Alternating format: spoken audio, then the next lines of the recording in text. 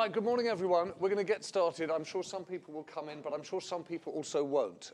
My name's James Harding. I'm an editor and co-founder here. I'll give you my sort of coronavirus latest update. I think that we're just beginning to see the impact of people thinking, oh, I'm not coming in. And you begin to see it in our attendance in ThinkIns. To give a sense of how stark it is in other parts of the economy, we've obviously seen what we've seen in the markets. I was having dinner with a friend last night who's involved in a high street fashion business.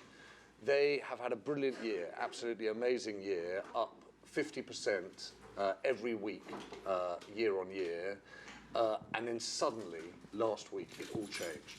Literally suddenly, and last week they were down 40% year on year. Another friend of mine is involved in a big hamburger chain.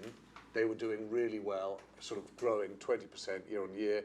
Last week, for the first week, down 10%. So suddenly seeing things in the real economy, as well as obviously this colossal impact in the markets.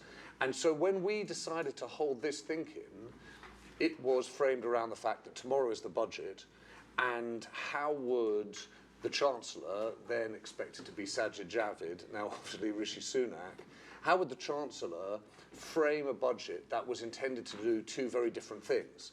One was deliver a successful Brexit, unleash the animal spirits of the economy, potentially be a classic conservative tax-cutting Chancellor, and on the other hand, how was this Chancellor going to deliver on the new political agenda of the Johnson government, delivering for the North, investment in infrastructure, levelling up and the spending on skills that would mean that actually it was a more interventionist, more statist Conservative government than we expected. Of course, all of that now plays second to what are the measures that you can effectively take to, as George Osborne described it, vaccinate the economy against coronavirus. And so in the course of this thinking, I'm going to be unusually organised, if that's all right, and that is actually try and give us some structure to thinking about how we would organise a budget for tomorrow. If you've not been to a ThinkIn before, I should tell you it's a pretty simple thing. It's basically like a newspaper editorial conference, a newspaper meeting. We want everyone to weigh in. We've got actually an unbelievably impressive gang of people here. Thank you all for coming and joining us. But as important are all of you in the room. This is our newsroom. This is where essentially we come to decisions about the way in which we see the world, and it only works if we draw on the experience and the expertise and the observations that you bring to it. So we've got an hour. Here's Agatha. She's our little tortoise. She makes her way unstoppably across the screen. When she gets to the end, the flag goes up and the time is up. So we have just an hour to resolve how do you deal with pandemics, how do you make a success of Brexit, and how do you deal with a 50-year-old structural imbalance in the British economy. So we should be left time at the end to get to know each other properly. Two other little things. There are microphones and cameras. There's some people who are watching it safely from the comfort of their self-isolation. So if they're hence the cameras, and they may actually contact us. At the moment, our digital system is a former Treasury official called Jack Kessler, who's the person who's going to field any questions we might have or any observations we might have. And sorry, that's the one other thing I should say is we have one rule in the ThinkIn, which is no questions.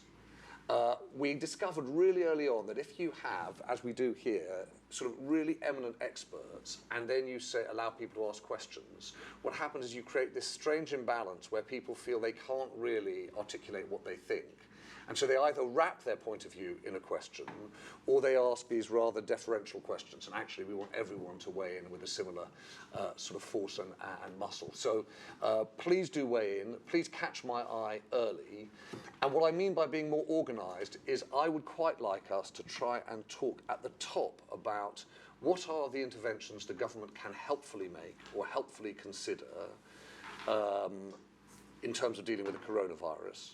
Then if you get to the longer term priorities, what's a budget for Brexit? What's a budget for Blythe Valley? What's a budget that deals with the anyway rising costs of meeting the expectations that the public has of public services? Then get to the next section, which is then tax and spend. What decisions do you make on spend, but specifically, what are your levers in tax?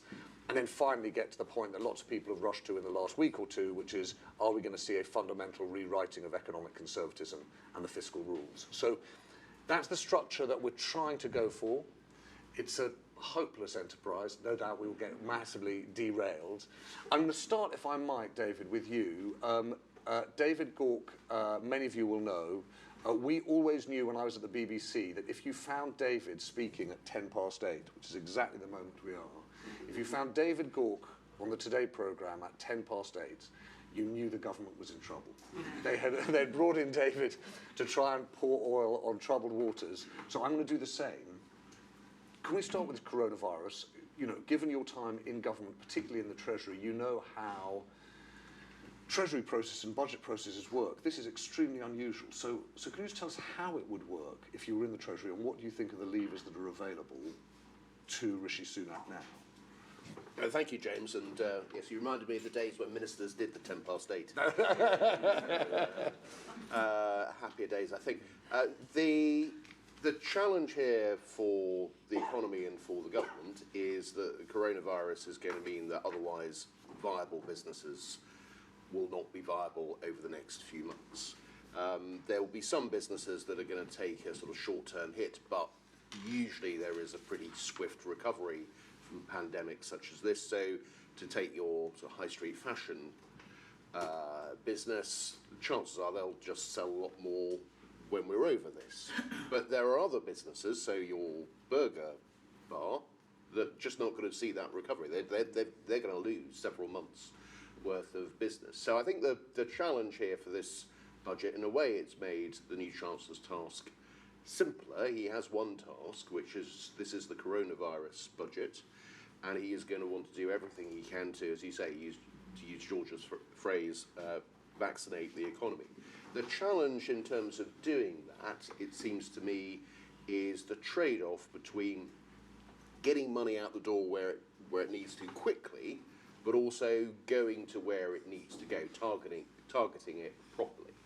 I would be a bit sceptical about an overall fiscal stimulus. If you're looking for a quick fiscal stimulus, the thing to do is, as the Labour government did in 2008, which was lower VAT. But you know, it's no use lowering VAT if you're running a restaurant, and people still aren't coming.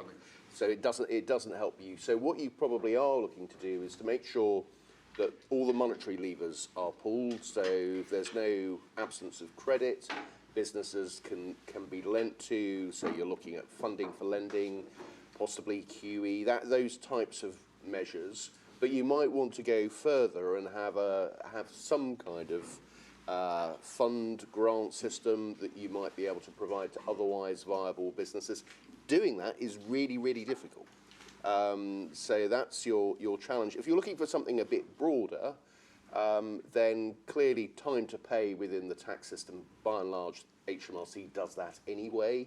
If you've got a viable business but say, I've got a particular problem, can I delay paying it? But you try to scale that up, you try to publicise it.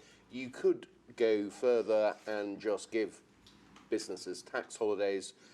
George mentioned yesterday the employment allowance, which is the first amount of national insurance contributions that a business has to pay.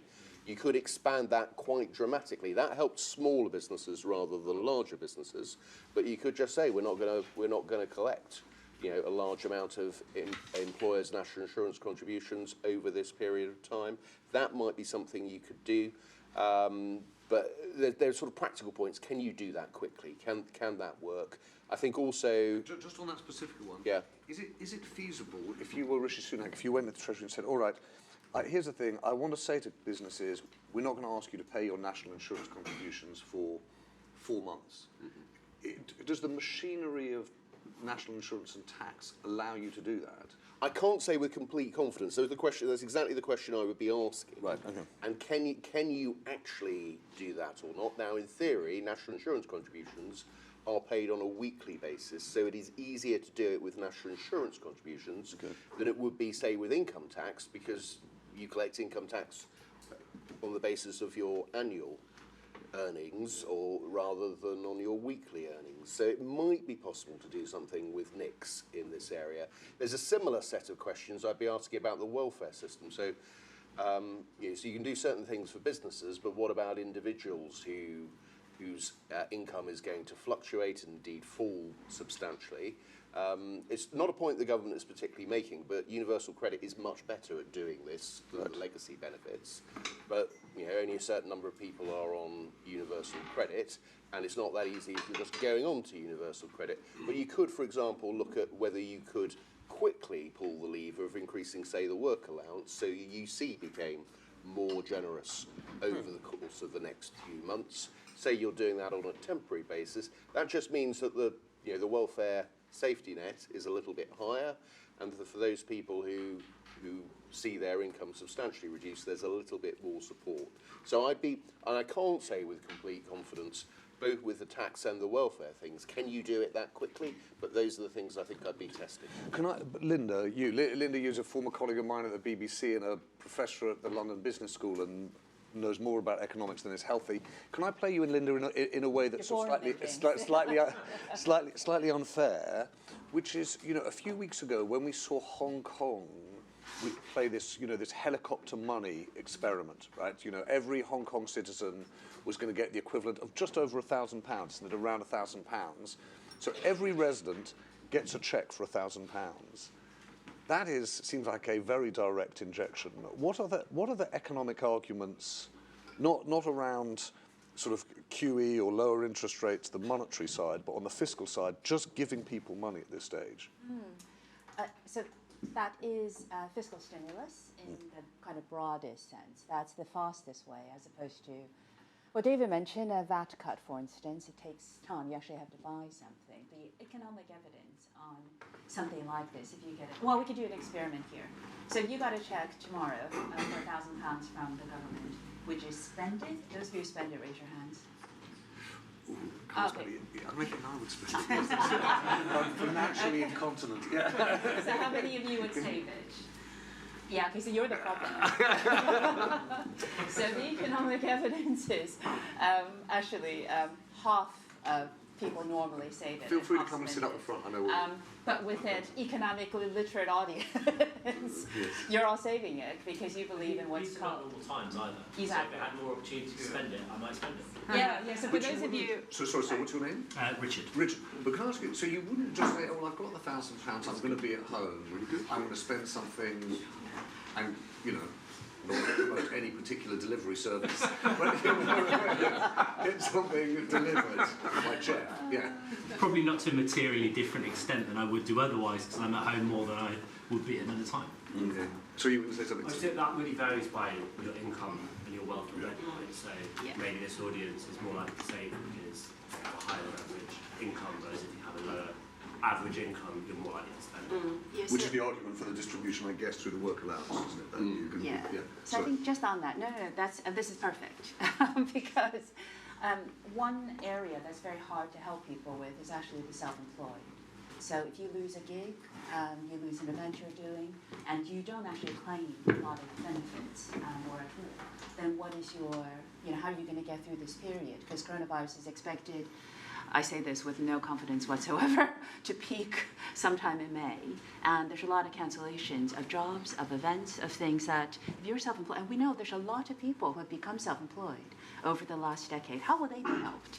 So one of the arguments for getting a check directly, and by the way, you're probably seeing in your bank account, we're electronic, is it could actually help those who are self-employed. But the point about people saving it is called Ricardian equivalence, because if you're perfectly rational, this is temporary, and so you're going to save it because taxes will go up next year for you to pay for it. So, and there's also something around what's called marginal propensity to consume, which is what you were referring to.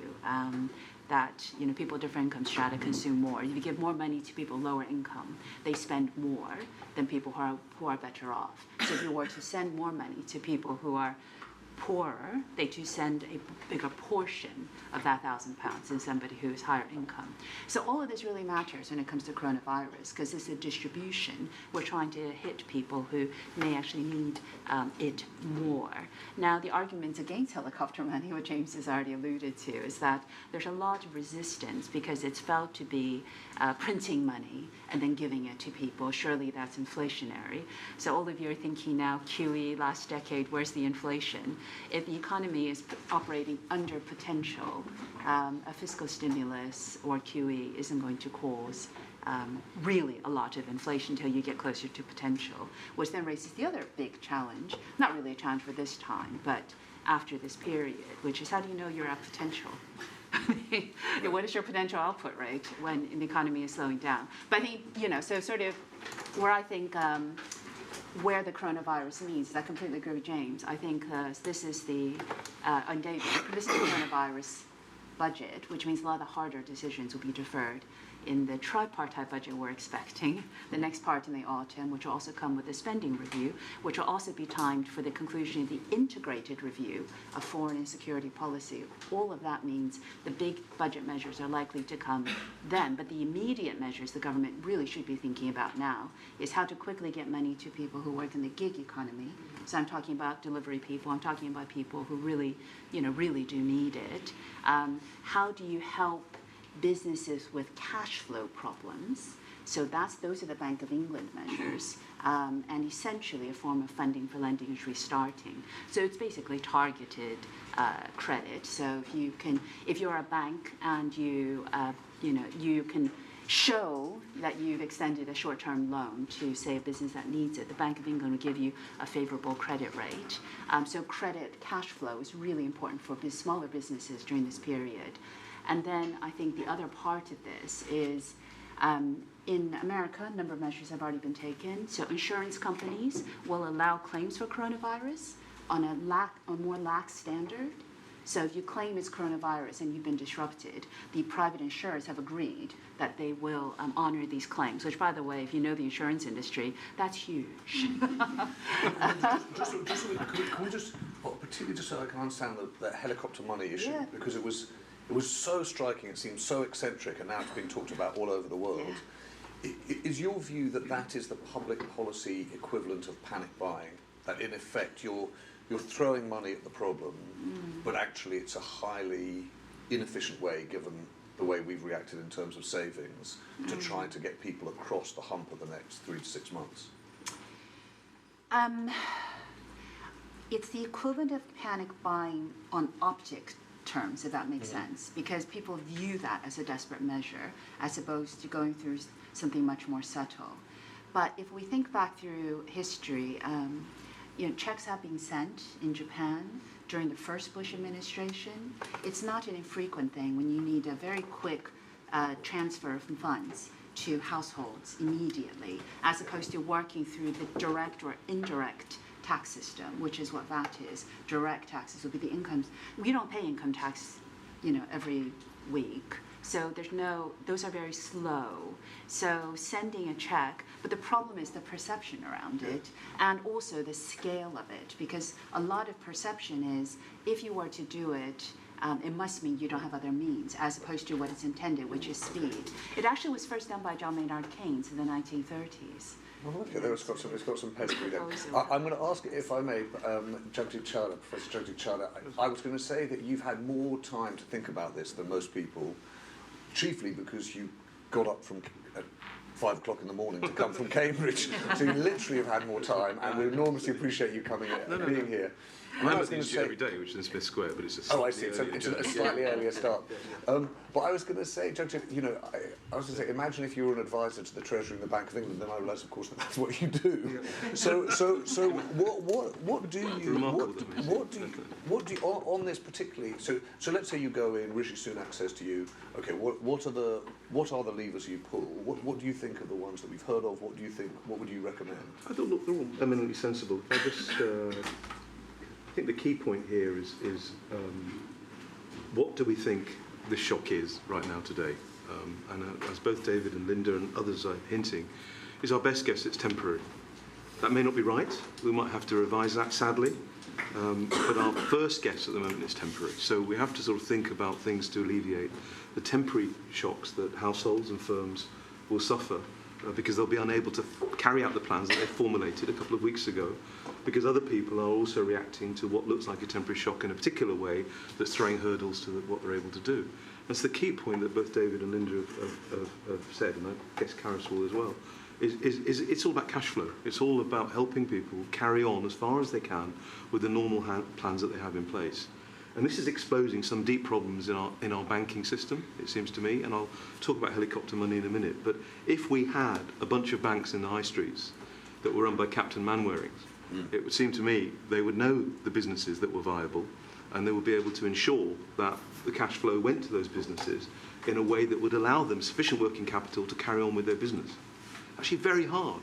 I was told just earlier this week the kind of penal overdraft rates that are faced by businesses that have to, on an unanticipated basis, dip into their bank and get an overdraft. It's A, very hard. B, for example, banks don't seem to want to take on certain small firms at the moment. And if you're small enough, they don't want to deal with you. And these are precisely the people who need help.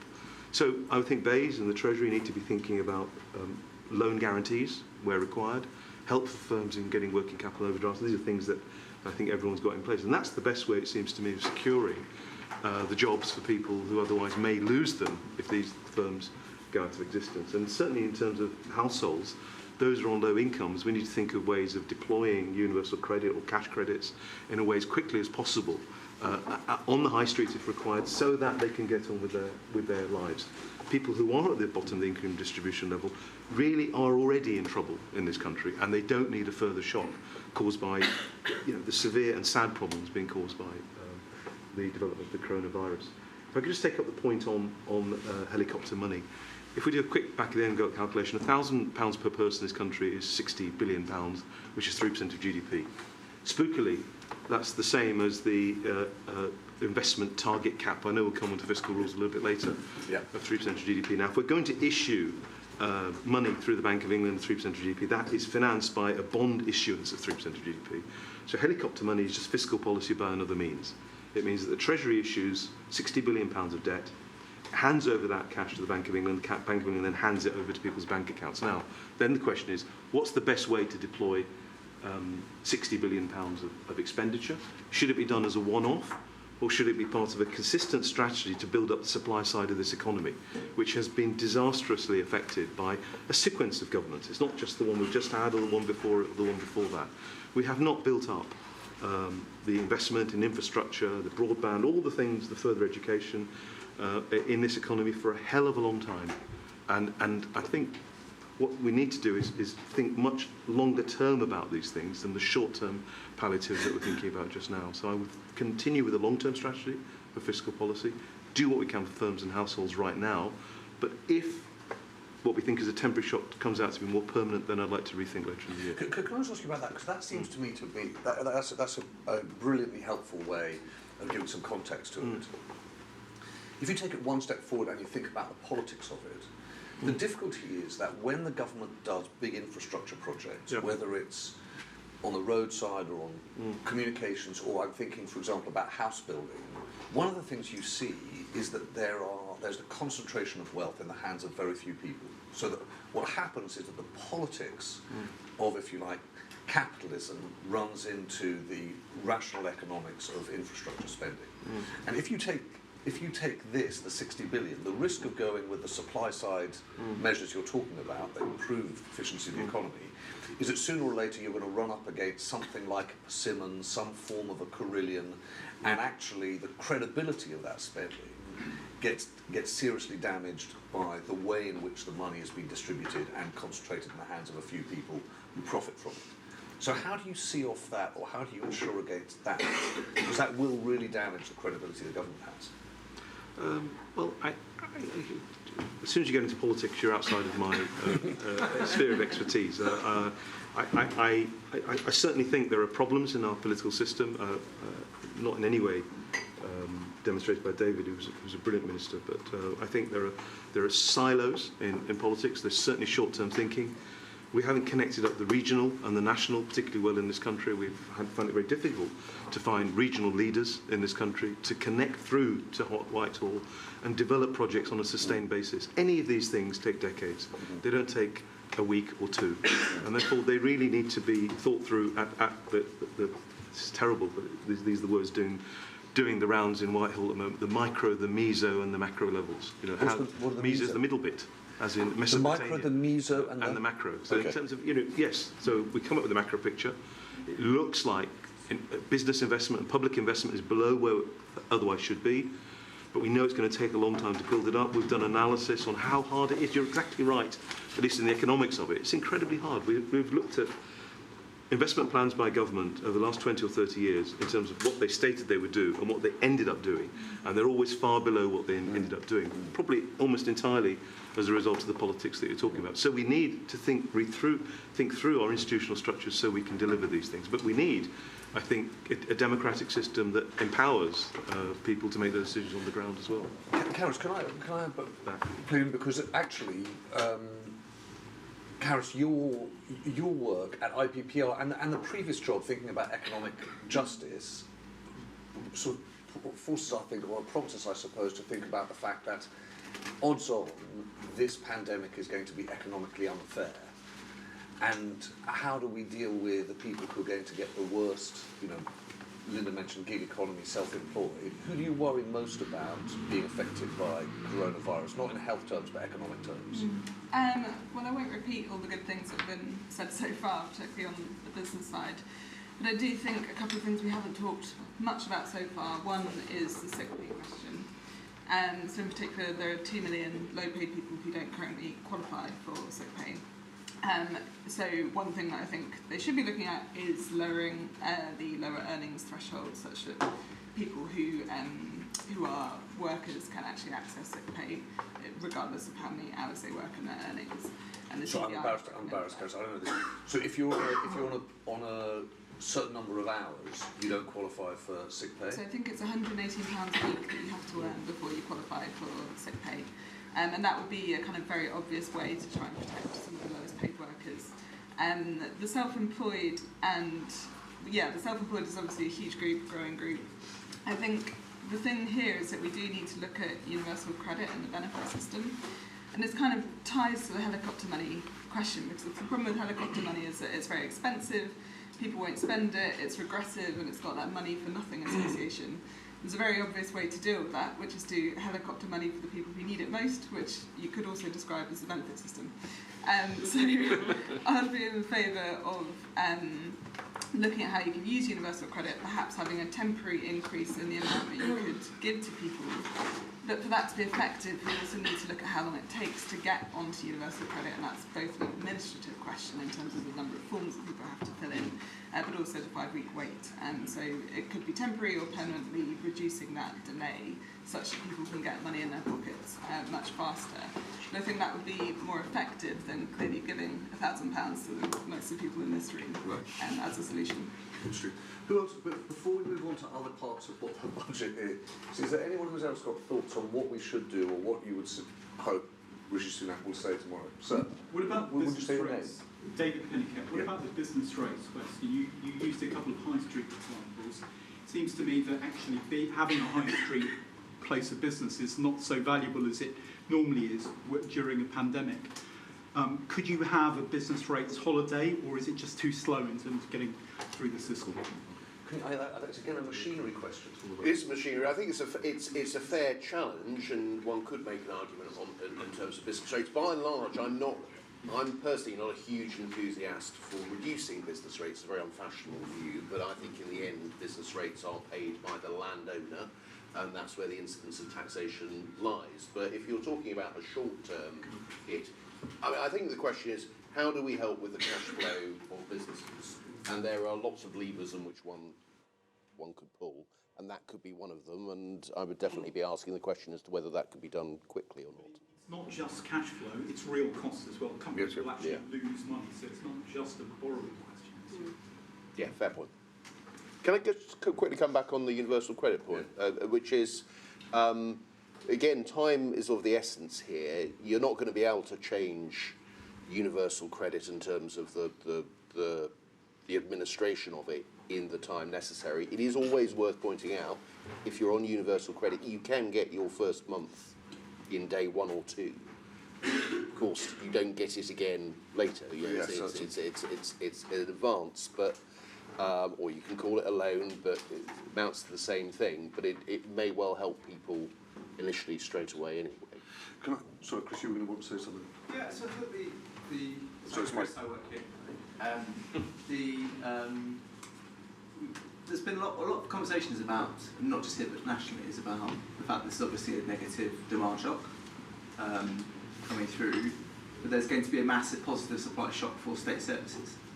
So Hold on, can you explain what that means? So we have people getting sick, yes. People needing to go to registrars, people needing death certificates, people needing mortuary services, people needing cemeteries, people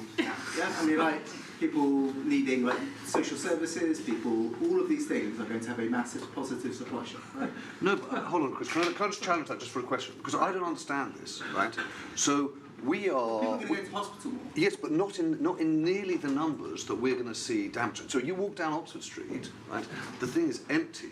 We've got 316 cases in the country, right? Yeah. So at the moment, the supply side on public services is tiny. The anxiety is huge. No. But this is to miss a big thing about the way that Britain has been run for 40 years, which is that we have seen any redundancy in the state services as a massive problem, right? So we have talked about choice in public services for 25 years now. Yeah. And every time you have a school with an extra classroom, you shut the classroom down because you don't need it.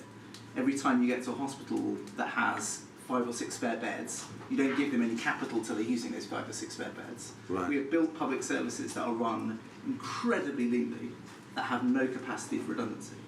We have, there are things like I wrote earlier this year about how the Grenfell Tower fire is partly a story about the state not understanding why it needed to employ all these fire scientists. Why have we got this fire laboratory? No one has fires anymore. And so we shut it down, we sold it off.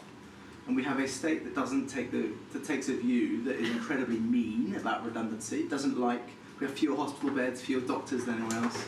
We don't have, when the population dips, we shut schools down, right? And then we're shocked when we built schools, houses on those school sites when we get more children. But hey. So your point is that there will be actually a long-term growth on the supply side of public services? In a year's time, part of the story may not be about levelling up or the demand shock or the recession. It may be, oh my God, why don't we have any hospitals? We restructure on public services. Because we have so little capacity. My father died last year, and I was struck that it took 4 days to get a death certificate. They sent a locum doctor on the first day to give the death certificate who had never met him before, which is not really the point. But they couldn't find a doctor who had met him before. It took us like a week to get an appointment at the local municipal cemetery. It turns out that it was full, and they couldn't offer him a space. So these are all basic municipal services are already running, but beyond their capacity. So you think there will be very small increases in demand to make big changes? We already don't have an NHS that copes in winter. Can I do one thing though that just cheats, right? Because I asked Jack Kessler, who, as I said, is a colleague of mine here at Tortoise, but as I was going out last night, I said, Jack, does a recession, what are mortality rates in a recession by comparison with mortality rates in a pandemic? I.e., are the economic fears likely to cause greater loss of life than the disease itself? What is the answer to that question? Well, it was meant to be a secret that you pre-briefed me so that I could answer this question. Oh, yeah. Jack, does anybody here know what the mortality rates are in a recession? This is so unexpected. Who's that handsome man in the back? He seems exceptionally smart. So this won't come as a surprise both to the economists and non-economists in the room that in the long run there's a well-established connection between economic growth and life expectancy, which makes sense because recessions are associated with unemployment and worse life conditions. However, mortality rates generally decline during economic recessions in high-income countries. One health economist called the link between recessions and lower death rates almost as strong as the evidence that cigarette smoking is bad for health. And so the obvious question is, why? And the answer seems to be that recessions are associated with lower levels of air pollution, with fewer workplace and transportation deaths, with healthier lifestyles. So, at the same time, public health researchers don't necessarily recommend recessions, because the data still does point to financial hardship, stress-induced chronic conditions, suicides often rise during periods of economic contraction. But it does give us pause for thought that maybe there is a way of growing the economy without destroying our environment, or without making people travel to work in machines that lead to death. And it also made me think, what if we treated another emergency, climate change, the same way we are treating the coronavirus emergency? So people aren't flying, people are radically changing the way they are living their lives for coronavirus, and it just made me think, if we do think that climate change is an emergency, why don't we do the same thing for that? But the basic point, Jack, is that, wow, that's amazing. So essentially, if you were in the shoes of the Prime Minister, actually the morally responsible thing is to say, yes, I'm willing to tip the country into recession in terms of overall lives saved. Limiting the pandemic is a obviously more pressing risk, but mortality rates won't increase in a recession. Yes, we're obviously fairly comfortable with certain levels of mortality rates. If we were uncomfortable, we would ban private ownership of cars. But it's even more so with a health or pandemic-induced recession, because this data is just from recessions caused by just normal cyclical recession. So it's doubly life-saving if you keep people isolated because they can contract coronavirus. Right. Okay. So, Judge, you can. Well, simply to tell us fact, we have 1,600 deaths a day, and very few connected with viruses. There are some. It's a seasonal thing. So a lot of them are, as David said, connected with. Jack. Yeah. As Jack said, connected with the normal activity of getting on with our lives. Yeah. And if we do that in a different way, that may not have that may be actually net beneficial for people. Right. Horrible thing to sort of think about, but it must be helpful. So, the two gentlemen here and the lady at the back here. So, I just wanted to make the point that surely those... John, will you just introduce yourself? John Aarons. Yeah. Surely those positive benefits of recession will also fall disproportionately on the more prosperous, who can say, oh, I've lost my job, I'll take my redundancy check, I'll start my own business, I'll go freelance. And take up jogging. Yeah. And many people don't have those choices available to them. Yeah, that's what I've done. But in a way that was extremely prescient. Yeah. There's a lady at the back here. Hi, I'm curious about... so what's your name? Yasmin. Yasmin. I'm curious about this idea that because there are more people who are self-employed and in the gig economy and so on, the ways that we're going to have to respond to something like this are quite different.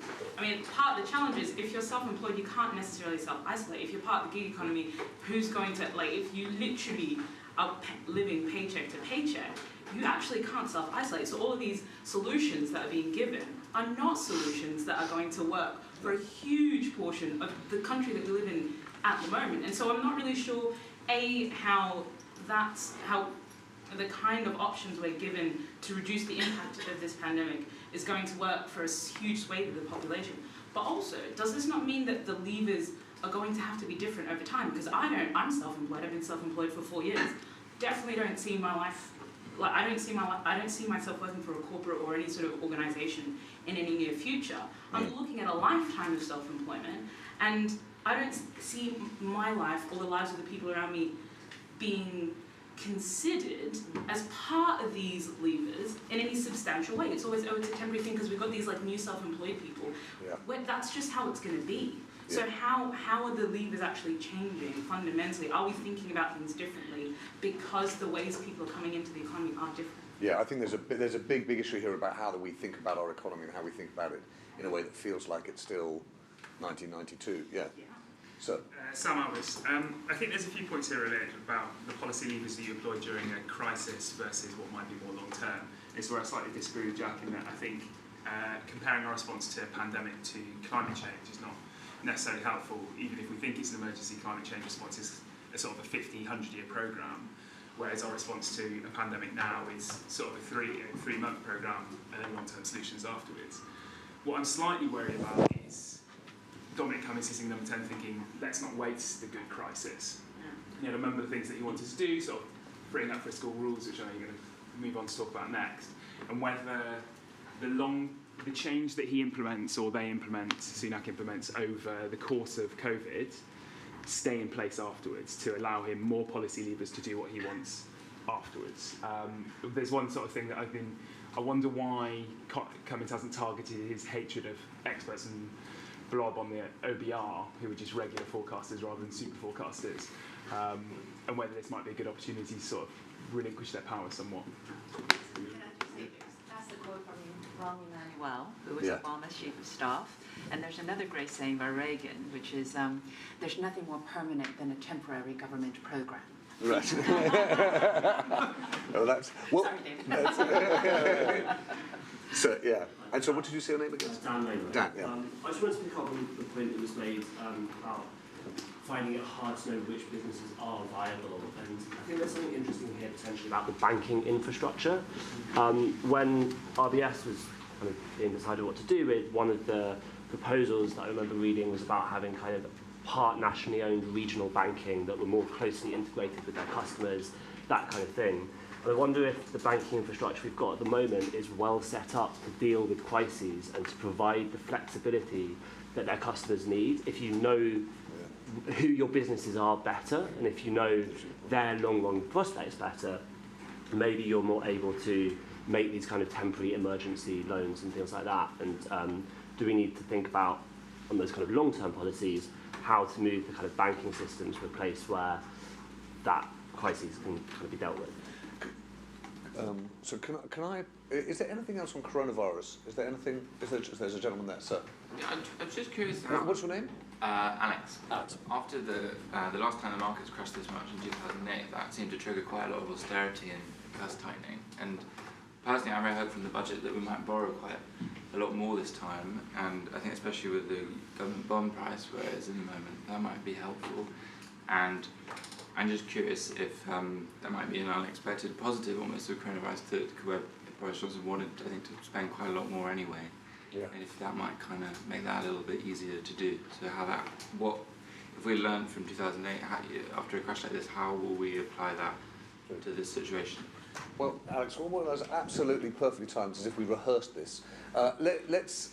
Can we move in the last section of this? Because I think that there are a bunch of these big questions, which are, what are the levers really available to a Conservative government now on tax? There are, to Chris's point, a bunch of public services that are already in need of much more money way before the coronavirus. There's the levelling up agenda and Brexit, which all would point to a kind of change of heart.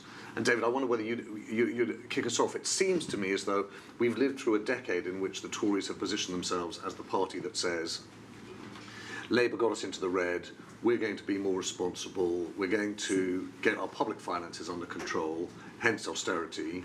But the sounds you get from Boris Johnson, he's not an economist, the sounds you get from Boris Johnson are about being much more relaxed about borrowing so that they can spend much more.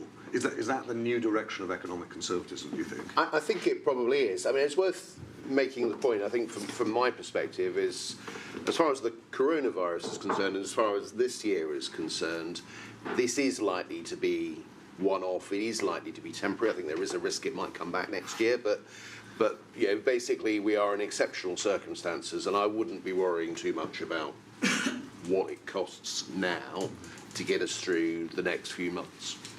But beyond that, I'm still sort of an unfashionably fiscally conservative figure. I think in the end you are going to have to pay for what you spend, and that there isn't a way in which one can just ignore this. I know that the markets are pretty forgiving at the moment. Interest rates are very low, but they'll be forgiving until the point where they're not forgiving, and then you've got a problem. And so I don't think you can. I think you can take maybe a bit more of a relaxed view, but I think you still got to be quite cautious.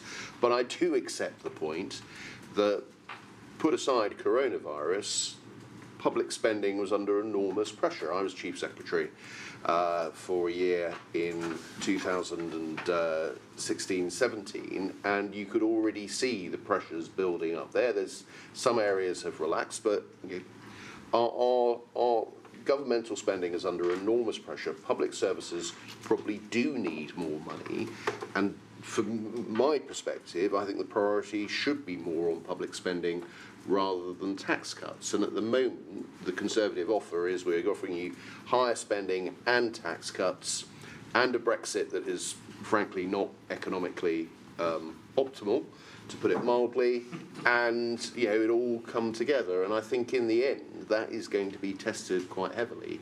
And in my view, and this is a really difficult thing for the Conservative Party to accept, you are going to have to raise taxes, and if you're going to raise substantial amount of money, that has to come from a substantial number of people. You can't just pick off a few entrepreneurs. So just on that, give us if you were in that old job as Chief Secretary and you were saying to the Chancellor, we are going to have to raise some money, here are my 2 or 3 tax recommendations that could raise a substantial sum.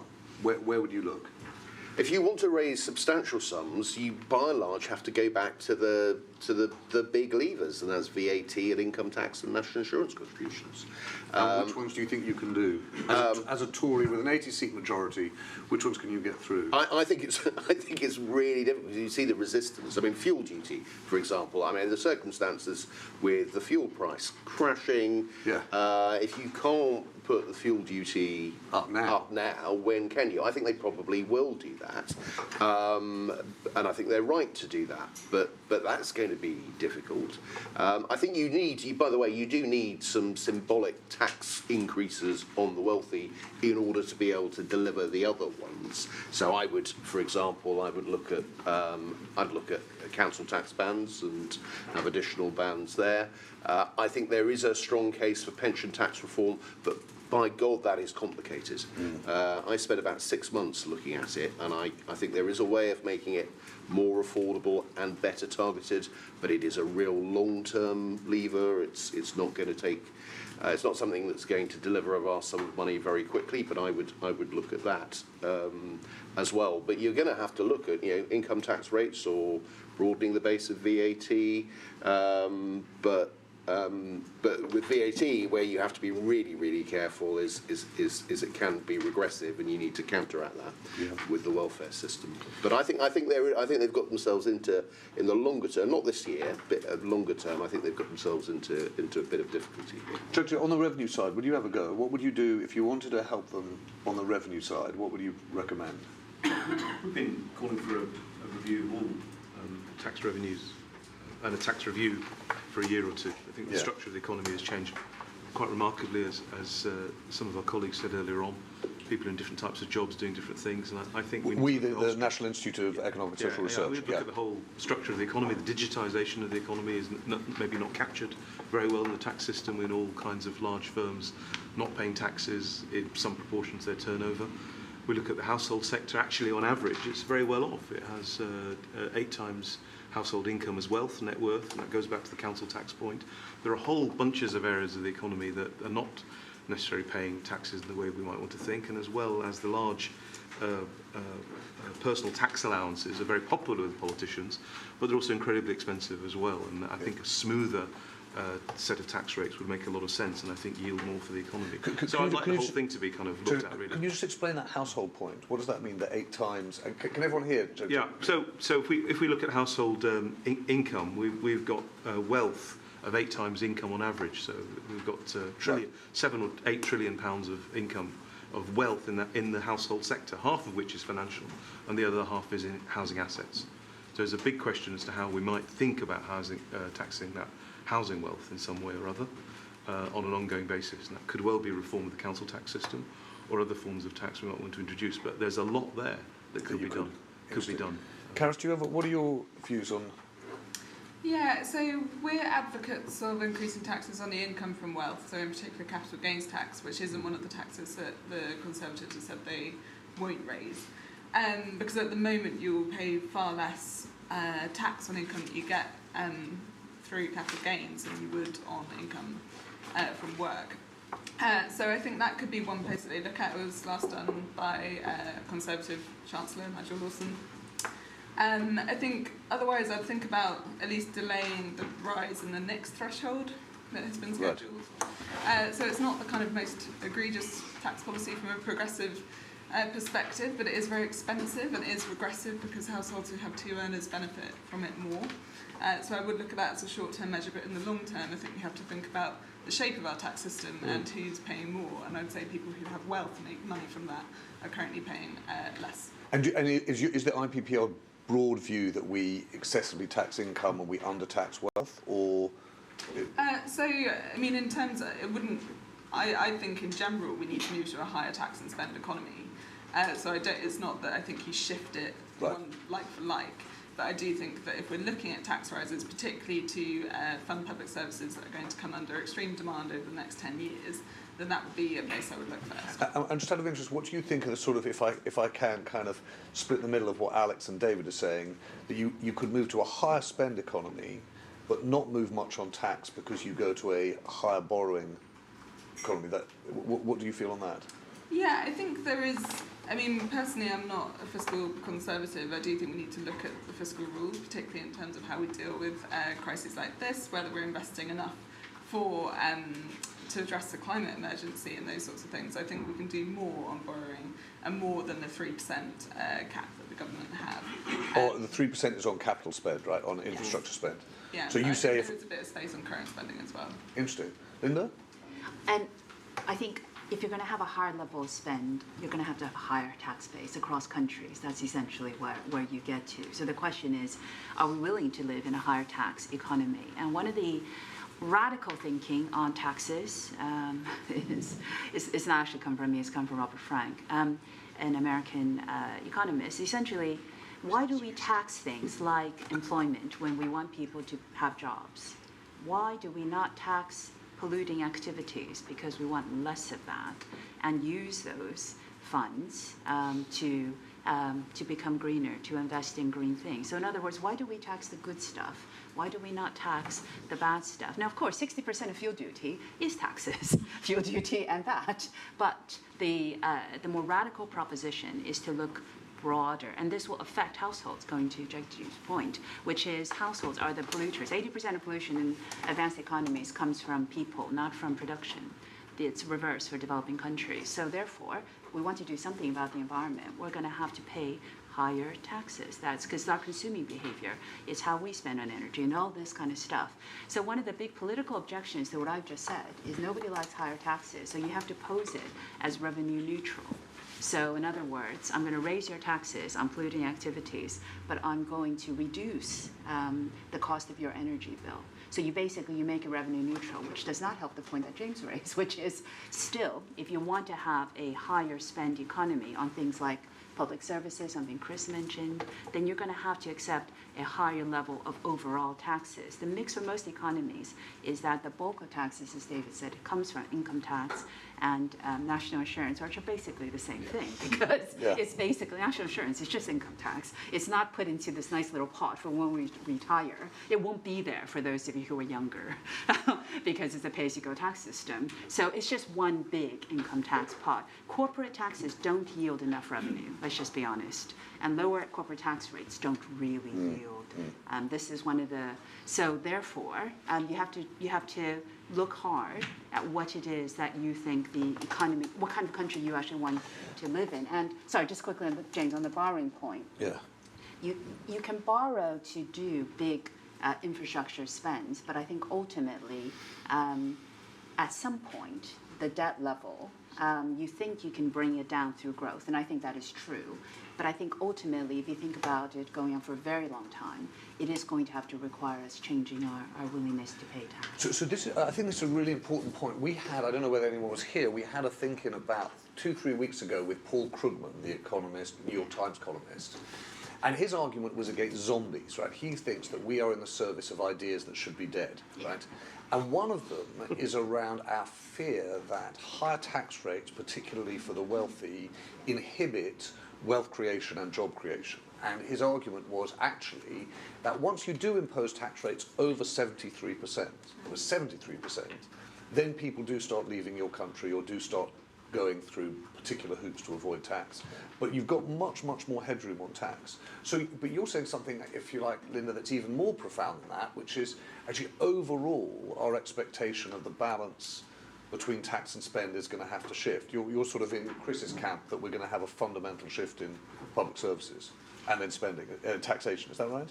Yes, I think if we're going to go net zero by 2050, then we'll have to do that. Yeah, and I think if we want to look at the supply side, I think there's going to be a lot of reasons for why we probably, and again, this is a political decision, it's a social decision, democratic decision, right? So right now, our tax revenues always run below 40% of GDP, and our spending has exceeded that. For a number of years, it's come down. If you really want to transform this country into a higher spend economy, rather than people funding themselves through more private savings for health and things like that, that's a political decision. What I'm suggesting is the environmental crisis is going to cause this rethink, and I think that's actually going to be something we're going to all have to contend with. And I think of that separately as the kind of leveling up infrastructure. I think all of that you need, because you need to have much better investment in productivity, which everybody is very well aware of. And there's a lot of reasons why negative real interest rates, which is what we have, means you should borrow to invest in capital. Now, if this fiscal rule was adjusted by half a percentage point of GDP, you would have another 10, 12 billion pounds for capital spending, and that's not enough to get 100 billion over 5 years. So again, we're going to have to make some radical decisions. And on the investment, I would also argue, and this is something that comes up a lot, which is why do we only think about physical investment? Because human capital is. Gary Becker introduced this concept decades ago to get people to become more educated, invest in yourself. The problem with human capital is that you have no security behind it. It's intangible. But we managed to do it with student loans.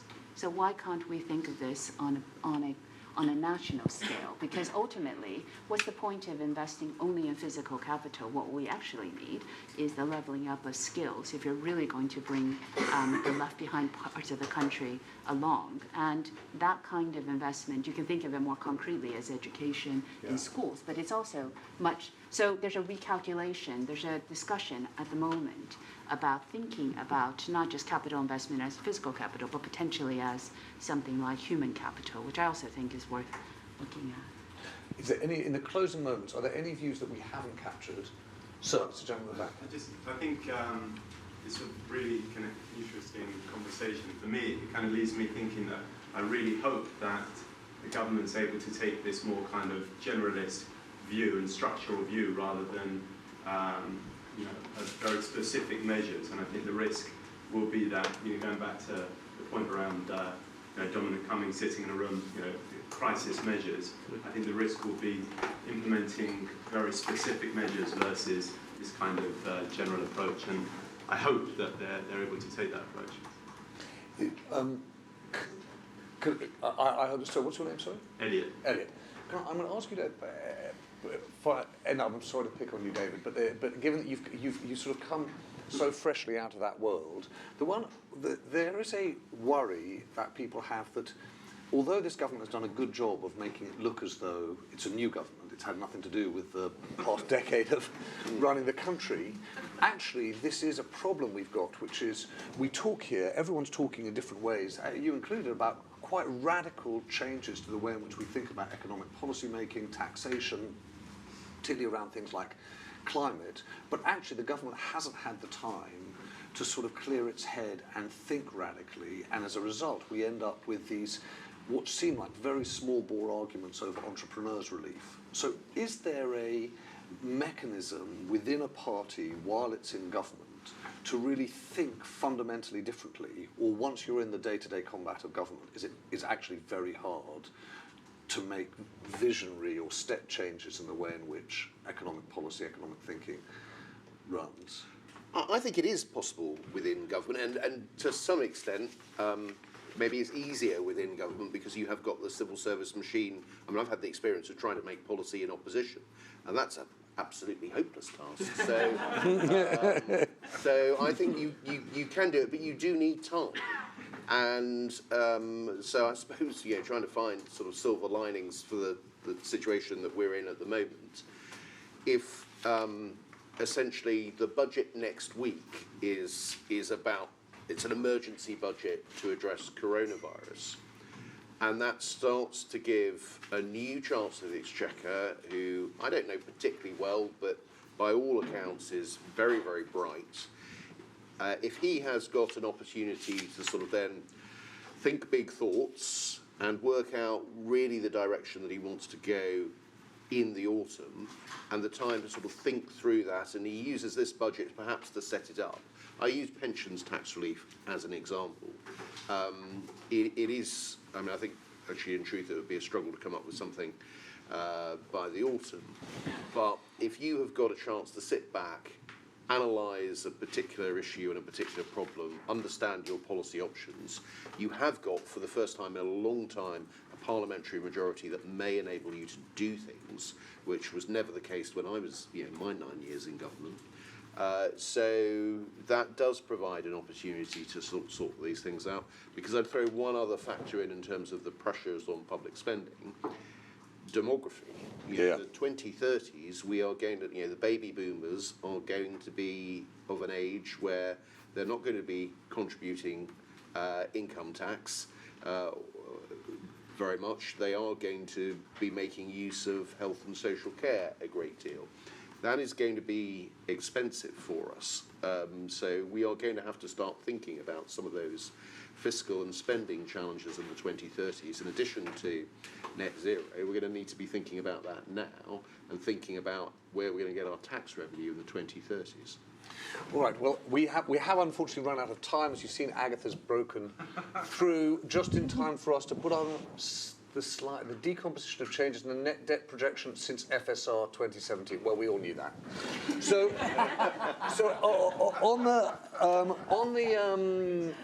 So if you've not been to a ThinkIn before, it's like a sort of leader conference. At the end, the editor tries to say, okay, well, what would be, if you like, the Tortoise take? What would be a Tortoise editorial that you would draft from this? And so I will very quickly rattle through where we would take this. I mean, I think the first thing, it probably picks up on the point that Sam and Elliot made, which is actually we are living through a period in government where not just Dominic Cummings, but with the support of the Prime Minister, there is an enormous urge towards centralisation.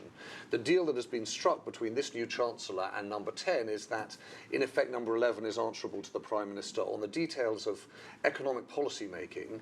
And if there is one lesson, it seems, that arises from this conversation, is that when you are dealing with the economy, the complexities and varieties are enormous. And so whether or not it's, to your point, Yasmin, of how do we acknowledge the change in the lived experience of so many people in the economy, viz. The gig economy and self-employment, whether or not it's judged it to your point that we've got real problems in the way in which our banking system works and the extent to which small and medium-sized businesses are seen, or carries your point, which is actually it's very easy to start thinking about people in business, but it's harder to see people who are on lower incomes or who are more vulnerable to sick pay. The worry that I've got is centralisation by its nature is less able to cope with complexity and variety. And actually, the benefit of the institutional system of government is that you're more likely to capture those things than you are if you centralise in the frantic world of number 10. I think the second point that we'd make is that actually the great benefit of something like the coronavirus is that it is a prompt towards kind of radical thinking. And actually, I take Jack's point that you discover things you didn't expect. I didn't expect that recessions would lead actually to lower mortality rates, but I also didn't expect to make the next point, which is it's then an argument for us to think about the way in which our economy works beyond just this pandemic and around the issue of climate change. I do think it's really interesting trying to work out the politics of demand side versus supply side, big ticket, interventions. And the 60 billion is a really good way of thinking about things.